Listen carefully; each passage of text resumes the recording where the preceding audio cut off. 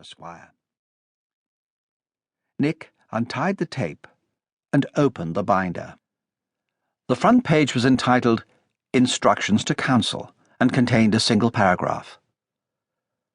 Mr. Riley maintains that the witnesses, his former tenants, have fabricated a case against him following their eviction for rent arrears. No doubt counsel will be able to advise the client upon the complexion of the evidence. Nick turned the page and skimmed the type witness statements. 3 young women had said Riley was a pimp. Scattered here and there was another name, the Pieman. The last deposition was that of David George Bradshaw, the manager of a homeless people's night shelter to whom it seemed the girls had turned for help. The final page was the defendant's police interview. There was only one reply: "I'm clean." Something in Nick's concentration failed, and he tied up the brief. It was difficult, this, doing what she had done in the same way. He picked up the cutting. It was taken from a South London daily newspaper. The paper was dirty and the ink smudged. A coroner's court had returned a verdict of accidental death regarding John Bradshaw, 17, whose body had been recovered from the Thames.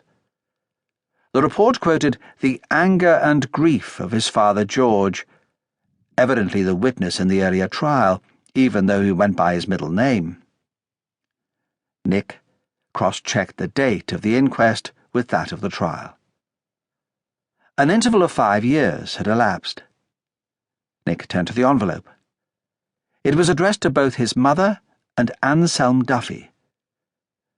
The letter inside was from Emily Bradshaw, the mother of John and the wife of George.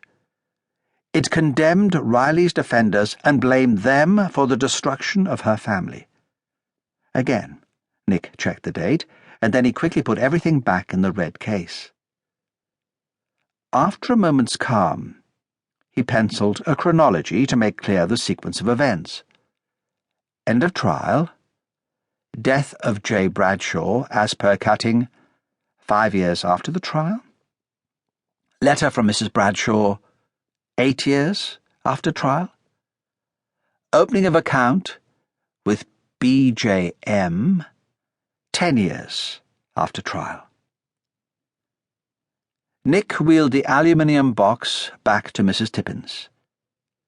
Her look of permanent curiosity prompted him to remark, "Just some old papers. It's funny what people hang on to, isn't it?" "Yes."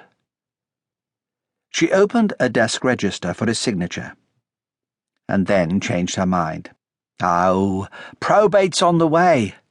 Go on, take them. The monk won't be coming, will he? I mean, he's all but locked up, I shouldn't wonder." On the train back to London, Nick gazed at the evening fields.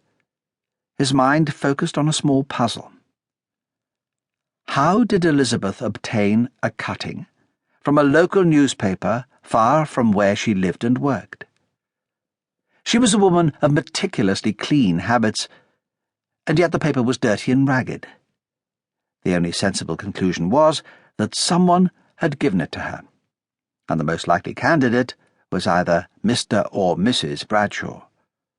It was unlikely to have been the latter because the cutting didn't fit the envelope, and in any event the letter itself was in pristine condition. So that left David George Bradshaw. But how could Elizabeth have met him? She had been defense counsel, representing Riley.